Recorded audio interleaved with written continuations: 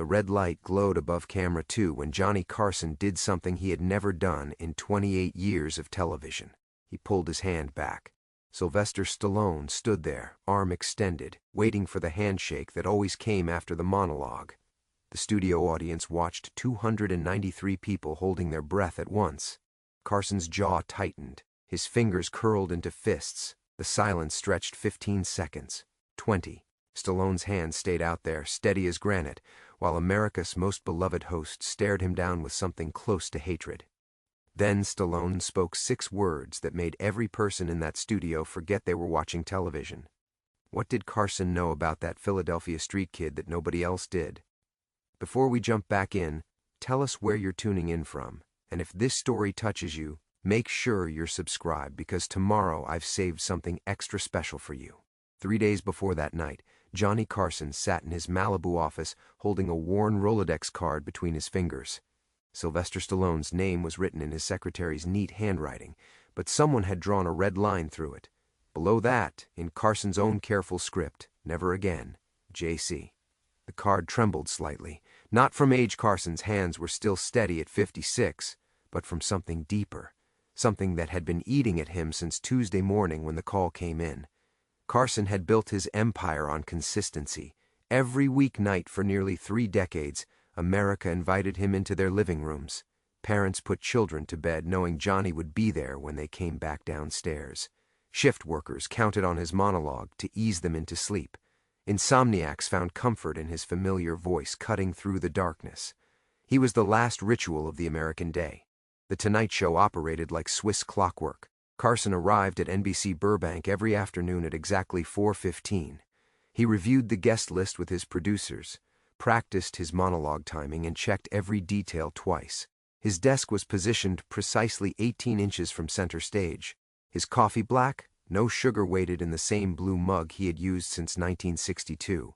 But Tuesday morning shattered that rhythm like a hammer through crystal.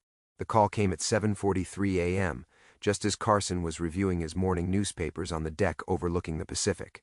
His unlisted phone line, the one only 5 people in the world knew, rang with an urgency that made his stomach clench. "Johnny." The voice was gravelly, older, careful. "We need to talk."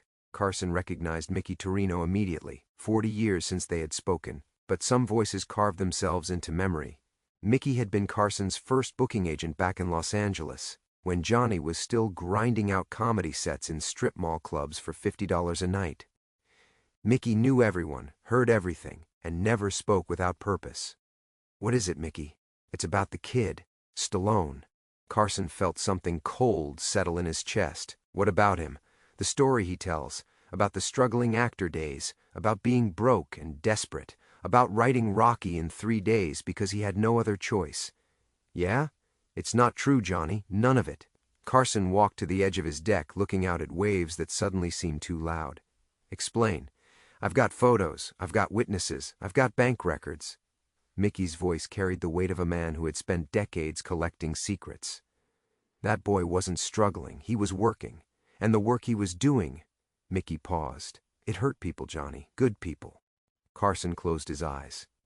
In the entertainment business, everyone had stories. Everyone had moments they would rather forget. But Carson had always believed in second chances, in the power of redemption.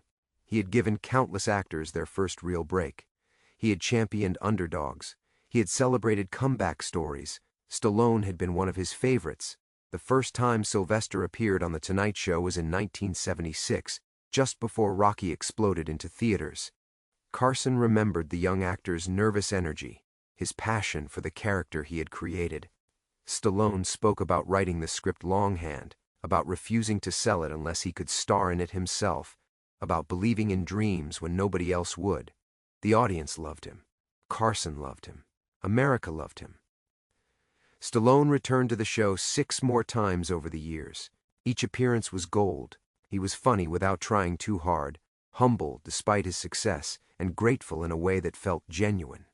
He brought props, boxing gloves from the movie, photos from the set, stories about working with Burgess Meredith. Carson had introduced him to network executives. He had recommended him for roles. He had stood by him when critics called Rocky a fluke. Now Mickey was telling him it was all built on lies. "What do you want me to do with this?" Carson asked.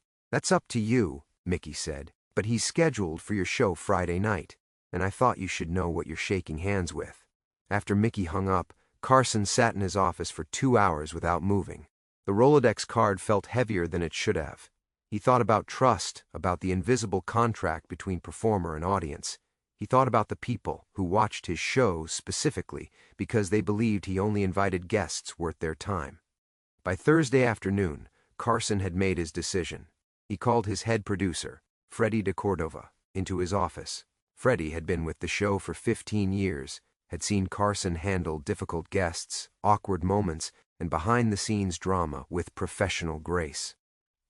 "I need you to change something about Friday's show," Carson said. Freddie sat down, notepad ready. "What do you need?" "Stallone segment. Keep it short, very short. And I want to do the interview myself. No pre-interview questions. No coaching. No safety nets." Freddie frowned. Standard procedure required guest interviews to be mapped out in advance. Producers met with guests beforehand, discussed topics, identified good stories, and created a rough script for Carson to follow. It prevented awkward silences and guaranteed entertainment value. "Johnny, we always pre-interview. It's not this time. But what if he bombs? What if you run out of things to talk about?" Carson looked at the Rolodex card on his desk. "I won't." That evening, Carson drove to a small diner in Culver City, where Mickey was waiting in the back booth. The envelope Mickey handed him contained everything: photos that contradicted Stallone's timeline, financial records that showed money coming in when he claimed to be broke, witness statements from people who had been hurt. The most damning piece was a contract dated 6 months before Stallone claimed to have written Rocky. It showed him working for people who solved problems with violence, collecting debts from people who could not pay them, people who sometimes ended up in hospitals. "How long have you known?" Carson asked. "Since the beginning," Mickey said. "But back then, I figured everyone deserves a fresh start. Kid wanted to act. He could act. But when I see him on your show, telling those stories about struggling and dreaming and never giving up," Mickey shook his head. "Those stories belong to real people, people who actually lived them." Carson studied the contract. The signature was definitely Stallone's. He had signed enough autographs to recognize the handwriting. The dates were clear. The payment amounts were substantial. Who else knows? A few people. But they're not talking. They're scared, or they're paid, or they're both. Mickey lit a cigarette, his hands shaking slightly. "I'm only telling you because you matter, Johnny. When you put someone on your show, people trust that. They think, if Johnny likes him, he must be okay. You're vouching for him." Carson folded the contract carefully. What happened to the people he collected from? Some paid up, some disappeared, some ended up in hospitals with broken bones and convenient amnesia. And nobody reported it? You report muscle to the police, you better be ready for what comes next. Most people just moved away and tried to forget. Carson drove home in silence, the envelope on the passenger seat like a loaded gun. He thought about the responsibility he carried, about the trust millions of viewers placed in him every night. He thought about Stallone sitting in makeup chairs, practicing his humble smile, preparing to tell more stories about his struggling actor days. He thought about the people who had actually lived those stories, who had actually struggled, who deserved to have their truth protected. By the time Carson reached Malibu, his decision was final. Friday night, America would learn who Silvester Stallone really was, not because Carson wanted to destroy him, but because some lies were too big to ignore. The Rolodex card went into his desk drawer. The red line through Stallone's name felt like a prophecy. In 36 hours, the most trusted man in America was going to break his own rule about keeping television friendly. The handshake that ended every interview was going to become the handshake that never was. Carson knew it would change everything, but some truths were worth the cost. Friday morning arrived gray and cold, unusual for Los Angeles in October. Carson woke at 5:30 a.m., an hour earlier than normal, and found himself staring at the ceiling while his wife Joanna slept beside him. The decision he had made felt heavier in the morning light. At 6:15, his private phone rang again. Carson answered on the first ring, expecting Mickey's gravelly voice. Instead, he heard something that made his blood freeze. "Mr. Carson?" The voice was young, female, nervous. "My name is Maria Santos. Mickey Torino gave me your number." Carson sat up in bed, careful not to wake Joanna. "What can I do for you, Maria? Mickey said you might want to hear my story. About Silvester Stallone." Carson walked to his study, closing the door behind him.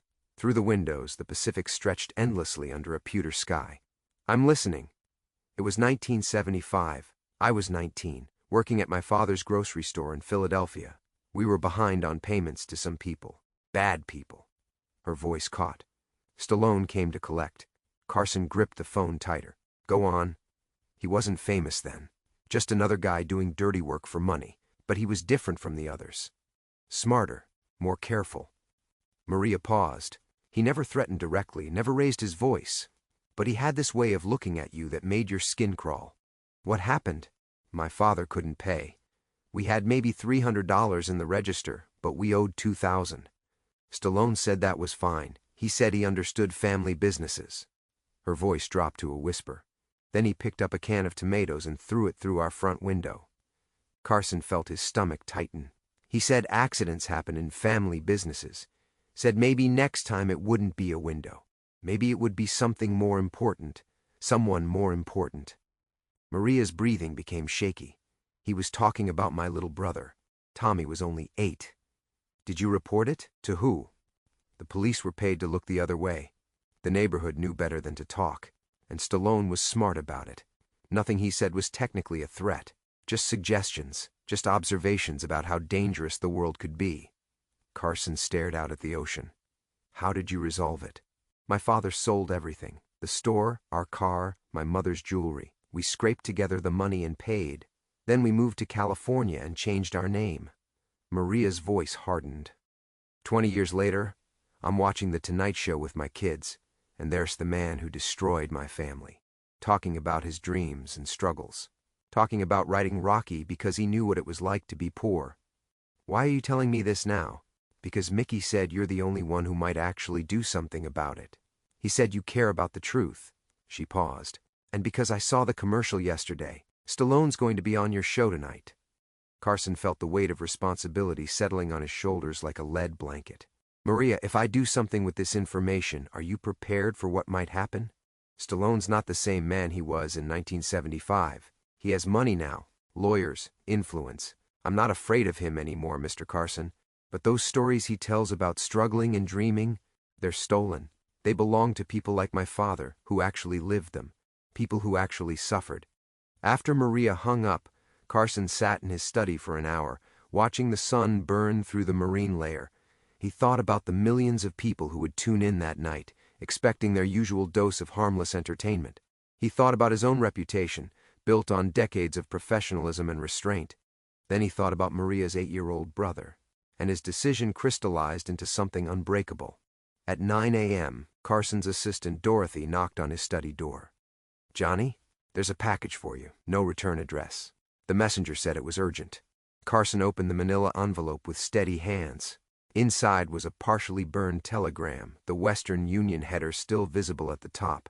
Most of the text was illegible, charred beyond recognition, but 3 words stood out clearly in the middle of the page: "Stallone knows," and below that, "Friday night." The signature at the bottom was burned away, leaving only a smudged initial that could have been anything. Carson turned the telegram over, looking for more clues, but found only ash stains and the acrid smell of old smoke. Someone had tried to destroy this message, but not completely. Someone wanted him to see it. His hands shook slightly as he set the telegram on his desk. The implications were clear. Stallone knew that Carson knew. This was no longer about surprising a guest with uncomfortable questions. This was about 2 men who understood exactly what was at stake. Carson called his head of security, a former FBI agent named Tom Bradley, who handled threats and difficult situations with quiet efficiency. "Tom, I need you to do something for me tonight." "What do you need, Johnny?" "Extra security for the show, but keep it invisible. I don't want the audience to notice anything unusual." "What kind of threat are we talking about?" Carson looked at the burned telegram. "I'm not sure yet, but someone wanted me to know that tonight might not go according to plan. Should we cancel the Stallone segment?" "No." Carson's voice was firm. "But I want you in the booth, and I want our conversation tonight to be recorded on a separate system, one that doesn't go through the normal network channels." "Johnny, what's going on?" I'm about to do something I've never done in 30 years of television, Tom, and apparently other people know about it. At noon, Carson received another call. This time, it was Freddie de Cordova, his producer, and the panic in Freddie's voice was unmistakable. "Johnny, we have a problem. Stallone's people just called. They want to review the interview questions in advance. They're insisting on it. What did you tell them?" "I told them what you told me. No pre-interview, no prepared questions. They're not happy about it." Carson smiled grimly. "I bet they're not. They're threatening to pull out of the show. They say Stallone has other commitments he could attend to instead. Let them pull out. Johnny, he's our biggest draw tonight. The audience is expecting him. The network is expecting the ratings." Carson looked at the telegram on his desk, then at Maria's phone number written on a slip of paper beside it. "Freddie, sometimes ratings aren't the most important thing. I don't understand." "You will. Tonight." By 2 p.m., the word had spread through the NBC building. Johnny Carson was planning something unusual for the Friday show. Nobody knew exactly what, but the tension was palpable. Crew members who had worked with Carson for years noticed the change in his demeanor. He was calmer than usual, but with an edge they had never seen before. At 3 p.m., Stallone's representative called one final time. "Mr. Carson will answer questions about Rocky, about his upcoming projects, and about his family," the voice said. "Nothing about his past before acting. Nothing about Philadelphia. Nothing personal." Carson took the call himself. "Tell Mr. Stallone that I'll ask whatever questions seem appropriate for my audience. Mr. Carson, I think there's been a misunderstanding. Mr. Stallone is doing you a favor by appearing on your show. He has standards about how he's treated." Carson's voice remained perfectly calm. "As do I." The line went dead. At 4:15 p.m., Carson arrived at NBC Burbank for what he knew would be the most important show of his career. In his jacket pocket, he carried Maria's phone number and the burned telegram. In his heart, he carried the weight of truth that could no longer be ignored. America's most trusted man was about to break the most sacred rule of late-night television: never embarrass your guests. But some rules, Carson had decided, were made to be broken. NBC Burbank at 4:15 p.m. felt different that Friday afternoon. Carson walked through the familiar hallways with the measured pace of a man approaching his own execution. Stagehands who, normally called out greetings, kept their voices low. Producers huddled in corners, whispering about the unusual tension crackling through the building. Carson's dressing room had been his sanctuary for 15 years. Same mirror, same chair, same ritual. But today, even that felt foreign. He hung his jacket carefully on the back of his chair, then pulled out the NBC rehearsal schedule that Dorothy had prepared. The Stallone segment was listed simply: Silvester Stallone, 8 minutes, general interview.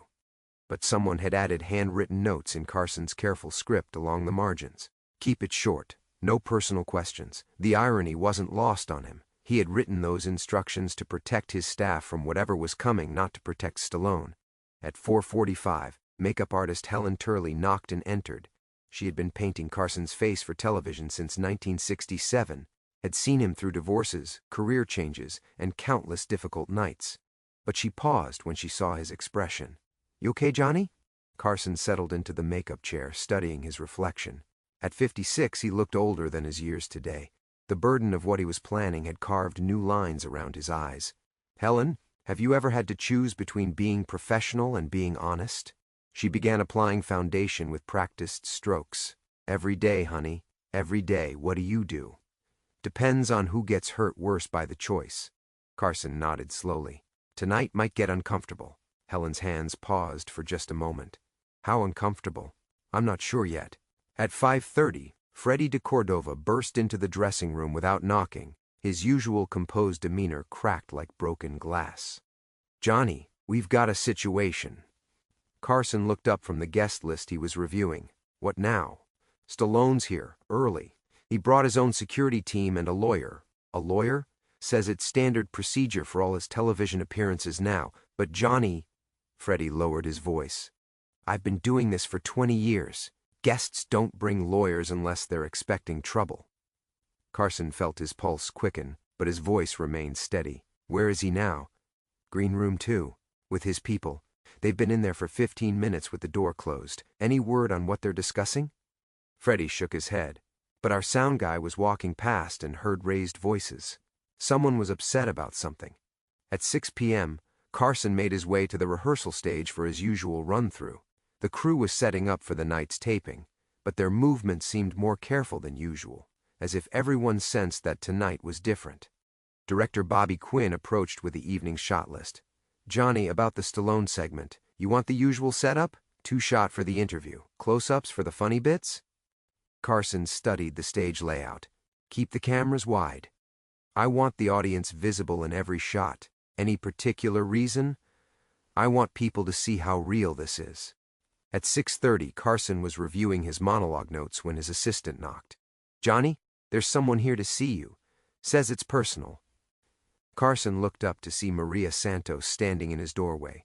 She was smaller than he had imagined, maybe 5 feet tall, with graying hair and hands that showed decades of hard work. But her eyes held a strength that reminded him why he had made his decision. "Mrs. Santos, I didn't expect to see you here. I drove down from Bakersfield. I needed to tell you something in person." She stepped into the dressing room, glancing around at the controlled chaos of pre-show preparation. "I've been thinking about our conversation this morning, and I realize I didn't tell you the most important part." Carson gestured for her to sit. "I'm listening. When Stallone came to our store that day in 1975, my father tried to reason with him, tried to explain that we were good people, that we would pay as soon as we could." Maria's voice grew quiet. Stallone listened to the whole thing, nodded like he understood.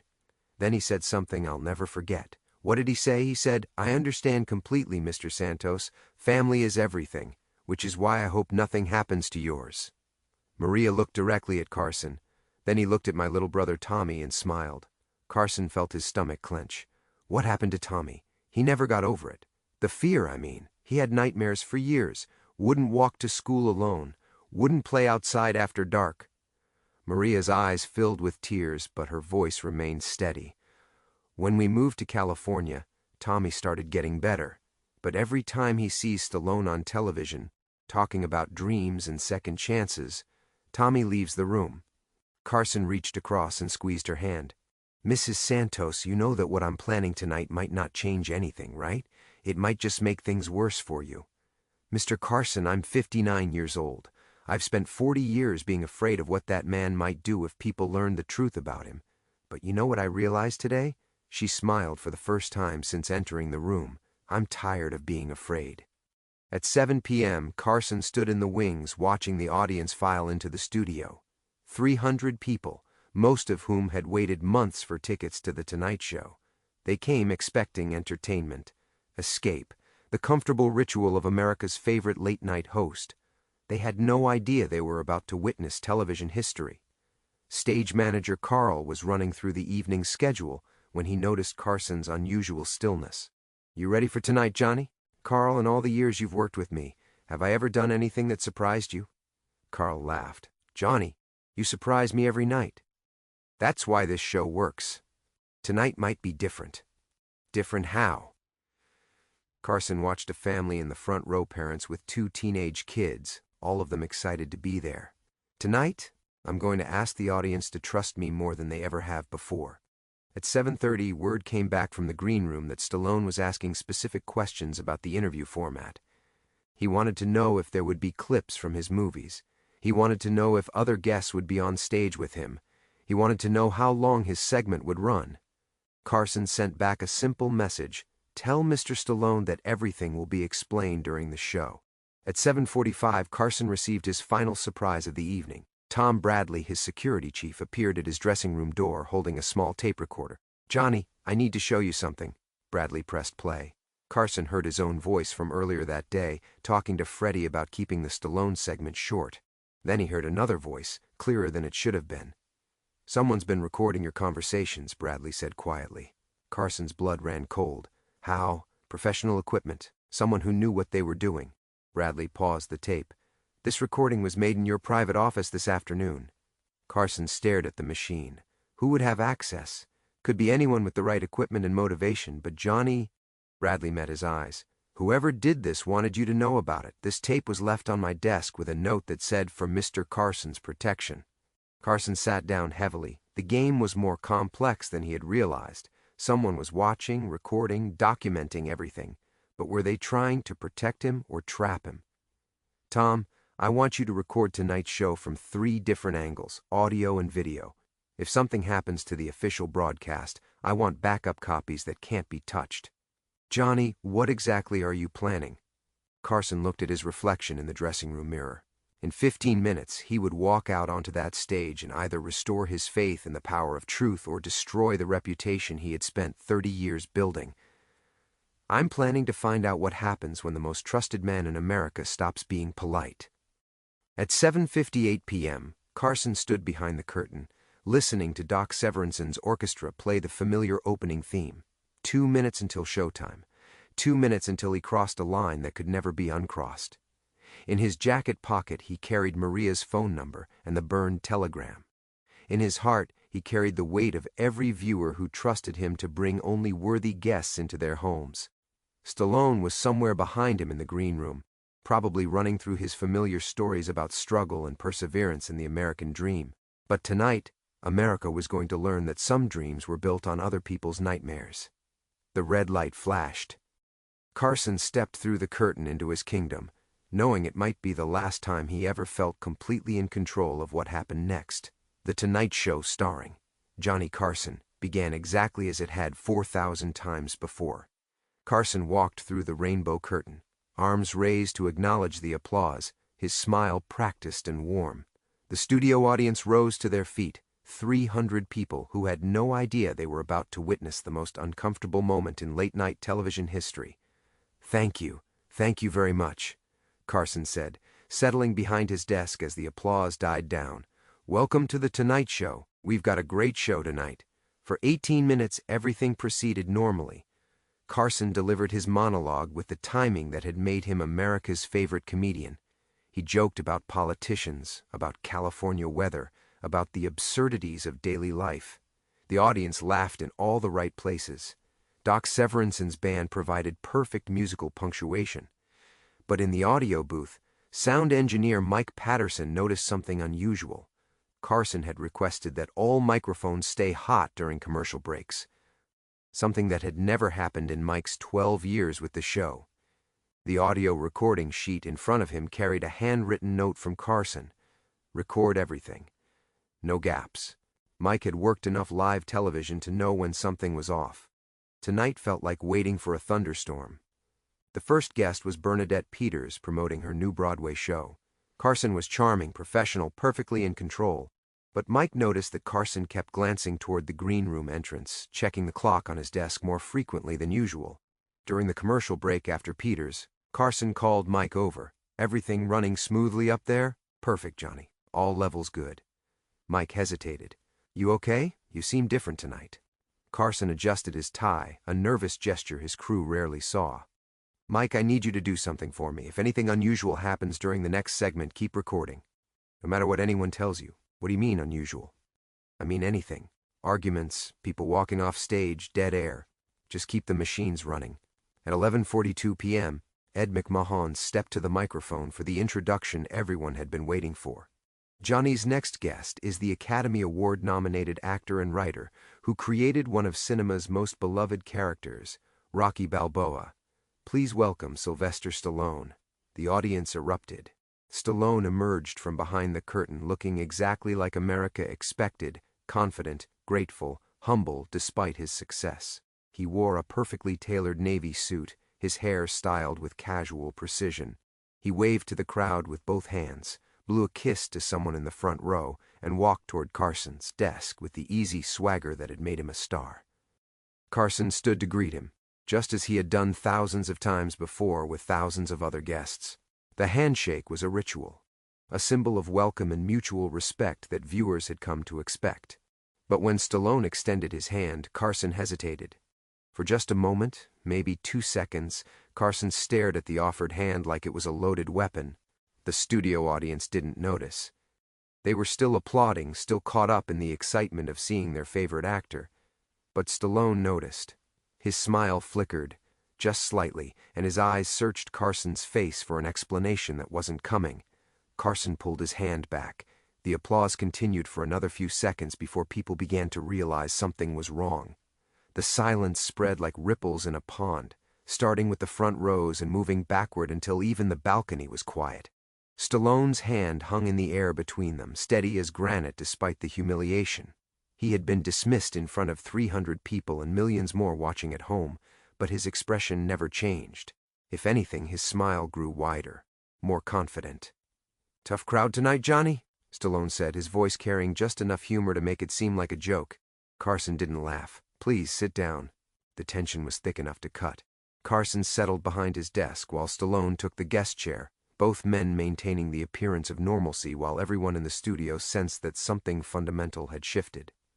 "So," Carson began, his voice carrying none of its usual warmth. "Rocky. Yeah, Rocky." Stallone leaned back in his chair, completely relaxed despite what had just happened. "Still can't believe how that story connected with people. Tell us about writing it." It was the same question Carson had asked him 6 times over the years, and Stallone launched into the familiar story with practiced ease. The struggling actor, the inspiration from watching Muhammad Ali fight, writing the script in 3.5 days, refusing to sell it unless he could star in it himself. "I had $37 in my bank account," Stallone said, and the audience chuckled appreciatively. "Had to sell my dog just to pay rent." Carson watched him tell the story, noting every gesture, every pause, every moment designed to generate sympathy. In the audio booth, Mike Patterson saw Carson's jaw tighten almost imperceptibly. $37, Carson repeated slowly. "That's right, I was nobody. Just another wannabe actor in New York, getting rejected at auditions, sleeping on friends' couches." Stallone's voice carried the perfect note of humble reflection. "But I believed in the story, you know? I believed that everyone deserves a chance to prove themselves." Carson nodded thoughtfully. "And this was when? 1975? Yeah, about then. Those were tough times, Johnny. Really tough times. What were you doing for money? You know, before the acting career took off?" For the first time since sitting down, Stallone paused. It was barely noticeable, maybe half a second, but Carson caught it. "Oh, you know, the usual stuff. Waiting tables, construction work, whatever I could find." Stallone's smile never wavered. Anything to keep the dream alive. Construction work. "Yeah, here and there. Mostly small jobs. Cash under the table, that kind of thing." Carson leaned forward slightly. "In Philadelphia?" Another pause, longer this time. In the audience, people began to sense that this wasn't going the way these interviews usually went. There was an edge to Carson's voice, a prosecutorial quality that made everyone uncomfortable. "Some in Philadelphia, yeah. Some in New York. I went wherever the work was." "And you never had any other sources of income during that period?" Stallone's eyes narrowed almost imperceptibly. "I don't understand what you mean." Carson reached into his jacket pocket and pulled out a folded piece of paper. He didn't open it, just held it in his hands like evidence. "I mean, it's unusual for someone who's completely broke to turn down steady work, especially work that pays well. I never turned down honest work, Johnny." The word honest hung in the air like smoke from a gun. Carson let it sit there for a moment, let the audience absorb the implication. "Of course," Carson said finally. "Honest work." In the green room, Stallone's lawyer was standing now, watching the monitor with growing alarm. He had handled dozens of entertainment industry crises, but he had never seen anything like this. Carson wasn't attacking directly, wasn't making accusations. He was doing something far more dangerous. He was asking questions that had no good answers. Back on stage, Stallone was working harder now to maintain his composure. The easy confidence was still there, but it required effort. "Johnny, I'm not sure where you're going with this. I'm just curious about that period in your life. Before fame, before success, before people knew your name." Carson's voice remained perfectly calm, perfectly professional. "It's such an inspiring story, the struggling artist who refuses to give up on his dreams. It's true, Johnny. Every word of it." Carson nodded slowly. "I'm sure it is." The silence stretched between them again. In the audio booth, Mike Patterson watched the VU meters dancing as they captured every breath, every pause, every unspoken accusation. "You know," Carson continued, I've been in this business for 30 years. I've interviewed thousands of people. Actors, politicians, writers, athletes. And you know what I've learned? Stallone waited. Everyone has a story, but the best stories are the true ones. Mine is true, Johnny. I'm sure the parts you've told us are true, but sometimes the most interesting parts are the ones people don't talk about. Carson finally unfolded the paper in his hands, the parts that happened between the lines. Stallone's eyes fixed on the document. He couldn't read it from where he sat, but something in Carson's tone suggested it contained information he'd rather keep private. Johnny, I think there might be some misunderstanding here. Oh, I don't think there's any misunderstanding. Carson looked directly at Stallone, his blue eyes steady as winter sky. I think some people just prefer certain versions of their story to others. The studio audience was completely silent now. This wasn't entertainment anymore. This was something else entirely, something they weren't prepared for. Some people shifted uncomfortably in their seats. Others leaned forward, sensing that they were witnessing something unprecedented. In homes across America, viewers were reaching for their phone to call friends, to make sure they were seeing what they thought they were seeing. Johnny Carson, the most polite man on television, was slowly, methodically, dismantling his guest on live TV, and they still had 4 minutes left in the segment. Carson held the document steady in his hands, letting the silence build until it became unbearable. In the audio booth, Mike Patterson watched the VU meters register nothing but the hum of air conditioning and the barely audible breathing of 300 people holding their breath. "Silvester," Carson said finally, his voice carrying the weight of a judge delivering a verdict, "I have in my hands a contract dated February 15, 1975, 6 months before you claim to have written Rocky." Stallone's face went pale, but his voice remained steady. "I don't know what you're talking about, Johnny. It's a work contract. Payment for services rendered." Carson looked directly into the camera, speaking to America. "Services that involved collecting money from people who couldn't pay their debts." The studio audience gasped. Not the polite intake of breath that followed a comedian's punchline, but the sharp, collective sound of people realizing they were witnessing something that would be talked about for decades. Stallone started to stand. "Johnny, I think there's been a misunderstanding. Sit down." The command was quiet but absolute. Carson had never spoken to a guest that way in 30 years of television. Stallone hesitated for a moment, then slowly lowered himself back into the chair. "The contract shows payment of $1,500 for what's described as debt recovery services in the Philadelphia area." Carson's voice remained conversational, as if he were discussing the weather. "That's a lot of money for someone who supposedly only had $37 in his bank account." "Johnny, I'm not finished." The phrase hit the studio like a thunderclap. Carson never interrupted guests. Never. His entire reputation was built on politeness, on making his guests feel comfortable and welcome. "The contract is signed by Salvatore Torino and Associates, people in the debt collection business, people who solved problems for other people who didn't like to get their hands dirty." Carson paused. "Your signature is right there at the bottom, Silvester, clear as day." In the green room, Stallone's lawyer was pacing now, his phone pressed to his ear. He was speaking rapidly to someone, probably network executives, probably demanding that the show cut to commercial immediately. But Carson wasn't stopping. "I also have a sworn statement from Maria Santos. Her family owned a grocery store in Philadelphia in 1975. They fell behind on some payments to some very bad people." Carson looked directly at Stallone. "You were sent to collect." Stallone's composure finally cracked. The easy confidence vanished, replaced by something harder, more dangerous. For just a moment, the audience saw the man Maria Santos had described, the one who could break a window with a can of tomatoes and smile while he did it. "That's enough, Carson. Her father was an immigrant, worked 18 hours a day trying to keep his business alive, trying to feed his family. He couldn't pay $2,000 he owed, so your employers sent you to convince him." Carson's voice grew colder. "You threw a can of tomatoes through his front window. Then you looked at his 8-year-old son and made sure everyone understood what might happen next if the money didn't appear. You don't know what you're talking about. The Santos family lost everything. Had to sell their store, their car, everything they owned to pay the debt. Then they moved to California, and change their name because they were afraid you might come back. Stallone stood up again, and this time Carson didn't stop him. This is bullshit, Johnny. Complete bullshit. The profanity on live television sent another shock through the studio.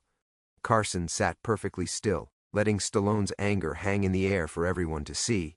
Maria Santos is 40 years old now, Carson continued quietly. She drove down from Bakersfield today to tell me her story, to tell me what really happened before you became America's favorite underdog. She's lying, is she? Because I also have bank records showing regular deposits into your account during the exact period when you claim you were sleeping on friends' couches and selling your dog for food. Carson opened another piece of paper. 1,500 here, 2,000 there, 1,200 the next week. For someone who was supposedly broke, you were making pretty good money. Stallone looked toward the wings, toward his lawyer, toward anyone who might stop this nightmare. But Carson owned this stage, had owned it for 15 years, and no one was going to save him. The inspiring story about writing Rocky in 3 days, the struggling actor who refused to give up on his dreams. Carson's voice carried a note of genuine sadness now. That story belongs to other people, Silvester. People who actually lived it. People who actually struggled while you were breaking windows and threatening children. You son of a bitch. The words came out like bullets, sharp and angry and desperate. Stallone took a step toward Carson's desk, his hands clenched into fists. Carson didn't flinch. Is that what you said to Maria Santos's father? Is that what you said to all the other families you terrorized before you decided acting might be easier work? I never hurt anybody. You terrorized a family. You threatened a child. You destroyed a man's business because he couldn't pay money to criminals. Carson's composure finally cracked, just slightly. And then you built a career telling everyone how hard your life was. Stallone stood there for a moment, breathing heavily, his carefully constructed image crumbling around him like a house of cards. The studio audience watched in frozen silence, unable to process what they were seeing. Then Stallone laughed. It wasn't the warm, infectious laugh that had charmed audiences for years. It was cold and sharp and completely without humor. You want the truth, Johnny? You really want the fucking truth? Carson waited. Yeah, I collected debts. Yeah, I broke some windows and scared some people. So what? Stallone's voice carried a note of defiance now, almost pride. You think those people didn't know what they were getting into when they borrowed money from criminals? You think they thought it was a charity? The audience recoiled as if they'd been slapped. This wasn't the Silvester, Stallone they knew. This was someone else entirely, someone cold and calculating and utterly without remorse. And you know what else? I was good at it. Really good. Because I understood something that you don't understand sitting up there in your ivory tower. Stallone gestured around the studio. Sometimes people need to be scared. Sometimes fear is the only thing that works. Carson stared at him, seeing finally the man behind the mask. Is that what you told yourself when you looked at an 8-year-old boy and threatened his life? I never threatened anybody's life. You didn't have to. That's what made you so effective, isn't it? You let people's imagination do the work. Stallone's smile returned, but it was different now, sharper, more honest. That's right, Johnny. Fear is much more powerful than violence, and fear is what built everything I have today. The studio was dead silent. In homes across America, people were staring at their television screens in shock, watching a man they had admired reveal himself to be something monstrous. Carson had gotten his confession, but in getting it, he had unleashed something that couldn't be put back in the box. The confession hung in the air like poison gas. 300 people in the studio audience sat in stunned silence, trying to process what they had just heard. America's favorite underdog had just admitted to terrorizing families and threatening children, and he had done it with a smile. Carson reached into his jacket and pulled out a stack of handwritten index cards. These weren't his usual cue cards with harmless questions about upcoming movies and family life. These were the questions he had written the night before, the ones that would strip away whatever remained of Stallone's carefully constructed image. Let's talk about the Santos family, Carson said, his voice steady as granite. Stallone was still standing, his hands clenched at his sides, caught between the desire to walk off stage and the knowledge that doing so would only make everything worse. I told you. I never hurt anybody. You destroyed their lives." Carson looked down at his notes. Maria Santos was 19 when we came to their store. Her father, Eduardo, had borrowed money to keep the business afloat during a bad month. He thought he was dealing with legitimate creditors. Legitimate? Stallone laughed, but there was no humor in it. "Johnny, there's no such thing as legitimate in that business. Everyone knows the rules. An 8-year-old boy knows the rules. Kids learn fast in neighborhoods like that." Carson set down his cards and looked directly at Stallone. "Tommy Santos had nightmares for 3 years after you threatened him. His family had to move to California and change their name because they were afraid you might come back. That's their problem." The coldness in Stallone's voice sent a chill through the studio. This wasn't the man who had played Rocky Balboa, the underdog with a heart of gold. This was someone else entirely, someone who viewed human suffering as a business expense. "Tommy is 38 now," Carson continued. "He runs a small auto repair shop in Bakersfield, still jumps when he hears unexpected noises, still has trouble sleeping." Carson's voice grew harder. "His sister Maria says he can't watch your movies because seeing your face brings back the nightmares." "Ancient history, Johnny. Is it? Because I have something else here." Carson pulled out another document, a letter from Dr. Sarah Chen at UCLA Medical Center. She's been treating Tommy Santos for post-traumatic stress disorder for 15 years. Stallone's confident mask slipped again. "You can't prove any of that is connected to me." "Can't I?" Carson unfolded the letter. "Dr. Chen writes that Tommy's trauma stems from a specific incident in childhood when a man threatened his family's safety. Tommy described the man as having dark hair, an intense stare, and a way of speaking that made violence seem inevitable without ever stating it directly."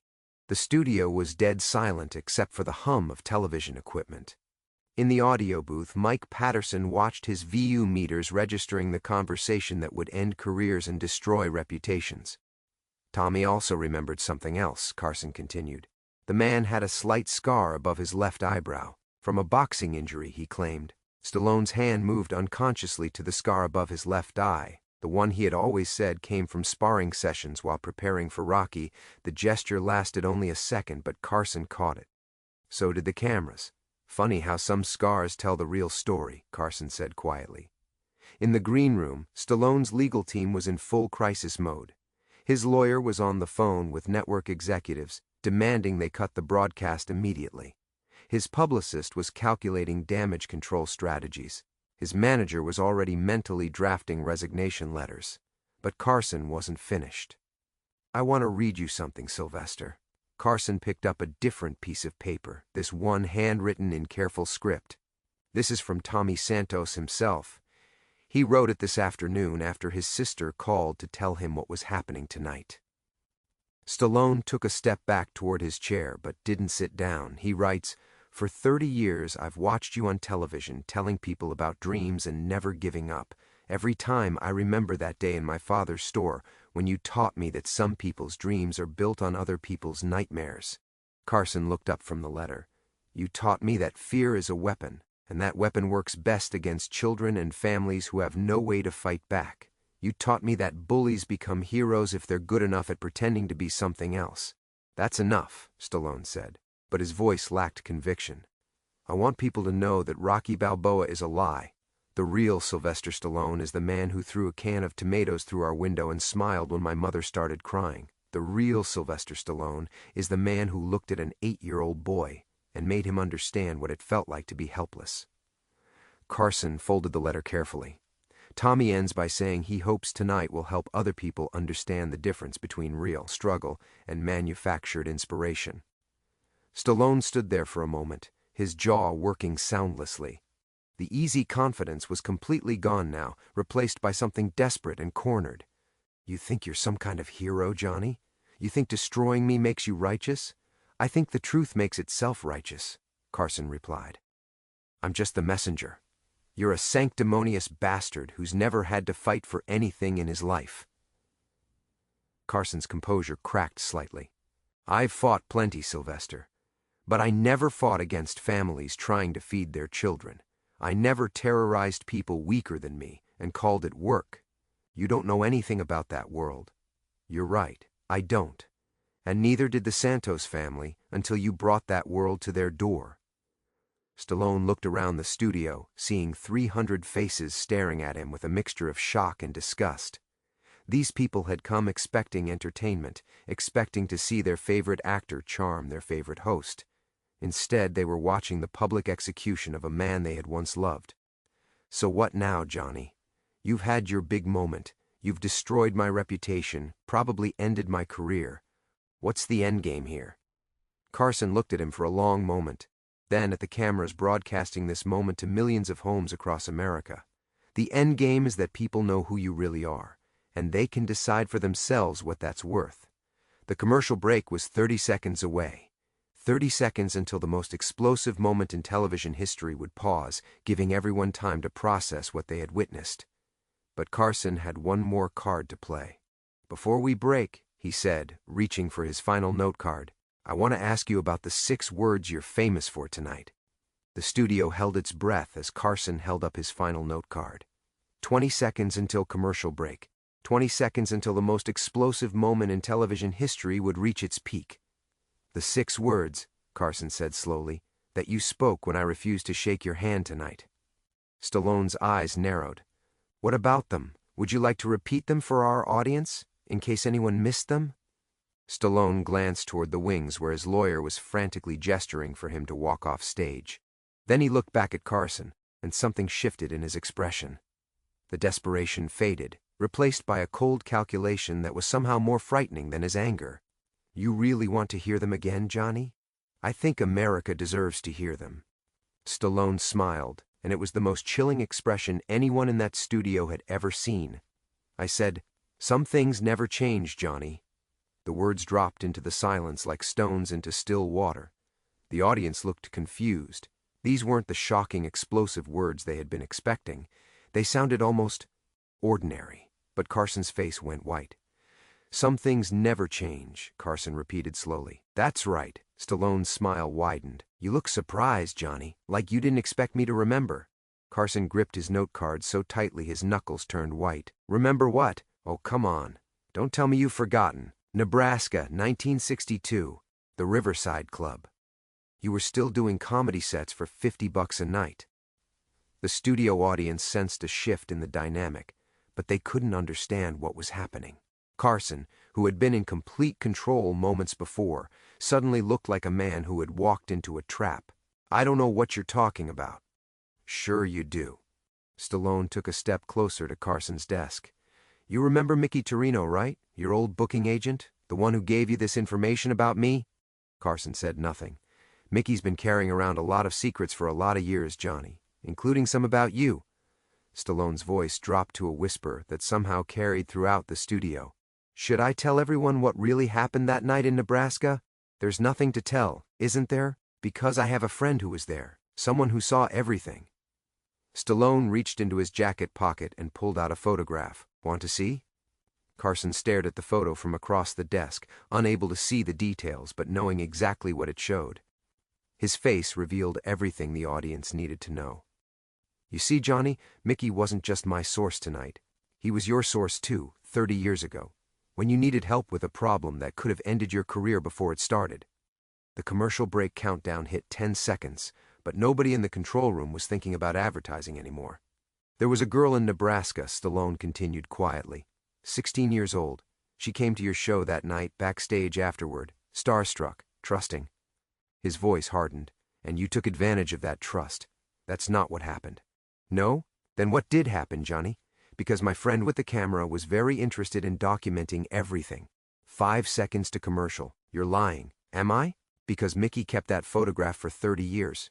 Insurance, he called it. And when you called him this week asking for dirt on me, he realized it was time to cash in that insurance policy.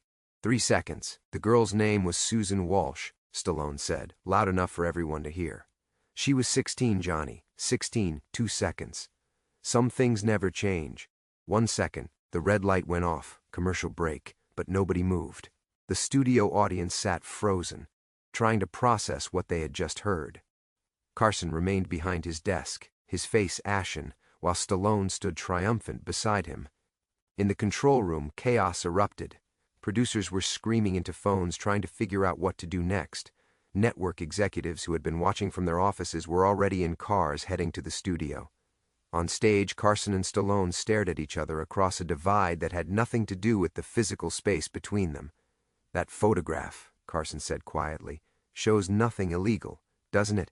Because Susan Walsh says differently, says you gave her alcohol, says you convinced her she was special, says you took advantage of a child's hero worship." Stallone leaned closer. "Sound familiar, Johnny? Taking something pure and innocent and twisting it for your own benefit?" Carson's hands were shaking now. "You have no idea what you're talking about.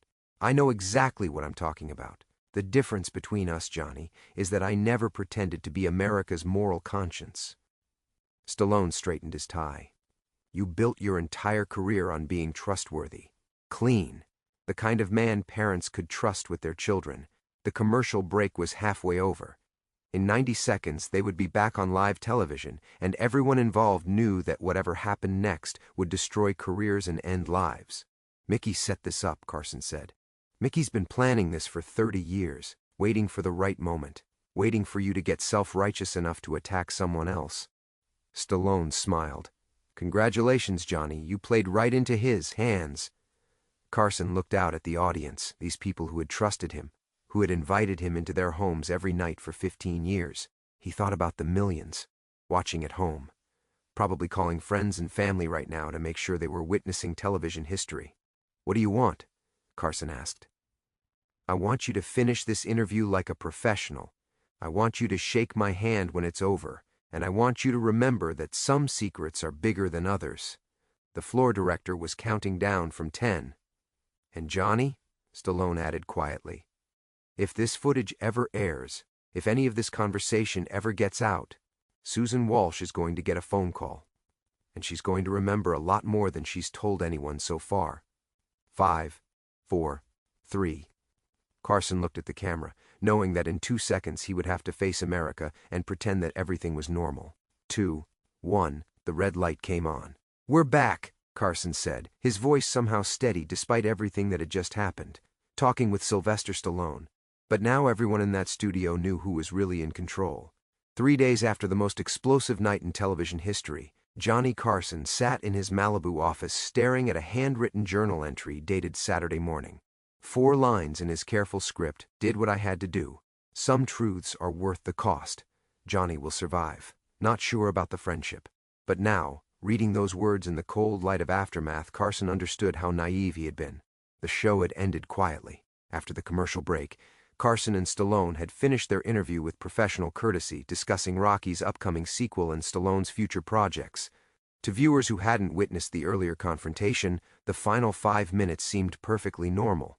But everyone in that studio knew they had watched 2 men destroy each other on live television. The handshake came at the end, just as it always did. Carson extended his hand, and Stallone took it with a smile that looked genuine to the cameras, but felt like ice to Carson. They held the grip for exactly 3 seconds while America watched, neither man's expression revealing that they had just participated in mutual career assassination. NBC executives had made their decision by Sunday afternoon. The footage of Carson's accusations against Stallone would never air. The network claimed technical difficulties had corrupted the recording, a convenient lie that protected everyone involved. The official version of that Friday night show would only include the final 5 minutes, the polite conversation about movies and the friendly handshake that ended it. But the studio audience remembered everything. Within hours, bootleg audio recordings were circulating through Hollywood. By Monday, entertainment reporters were chasing down witnesses, trying to piece together what had really happened on the Tonight Show stage. Stallone's career survived, as Carson had known it would. The man who had terrorized families and threatened children was too valuable to the movie industry to sacrifice over ancient history.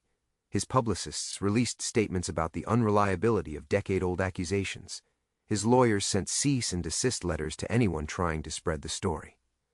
Rocky III premiered 6 months later to huge box office numbers. Carson's reputation, however, was more fragile. The rumors about Nebraska in 1962 spread like poison through the entertainment industry. Susan Walsh was never contacted by reporters, Stallone had made sure of that, but the whispers were enough. The man who had built his empire on trust and moral authority found that authority undermined by questions he couldn't answer without admitting to truths he preferred to keep buried. Mickey Torino disappeared 3 days after the show aired, leaving behind an empty apartment and a forwarding address that led nowhere. His final message to Carson came through a mutual friend. "Some games have no winners, Johnny. Just different kinds of losers." Carson continued hosting The Tonight Show for another 12 years, but something fundamental had changed that Friday night. The easy confidence was gone, replaced by a wariness that his longtime viewers sensed but couldn't explain. He became more careful with his guests, more guarded in his interactions, more aware that everyone in Hollywood carried secrets that could be weaponized if the stakes got high enough. Maria Santos never spoke publicly about her family's ordeal, but she watched the news coverage with quiet satisfaction. The truth about Stallone had finally been spoken, even if it would never be officially acknowledged. Sometimes, she told her brother Tommy, the telling was more important than the believing. Carson retired in 1992, leaving behind a legacy complicated by one night when moral certainty collided with moral compromise. In his final journal entry about the Stallone confrontation, written 15 years after it happened, he concluded with a truth that had taken him decades to understand.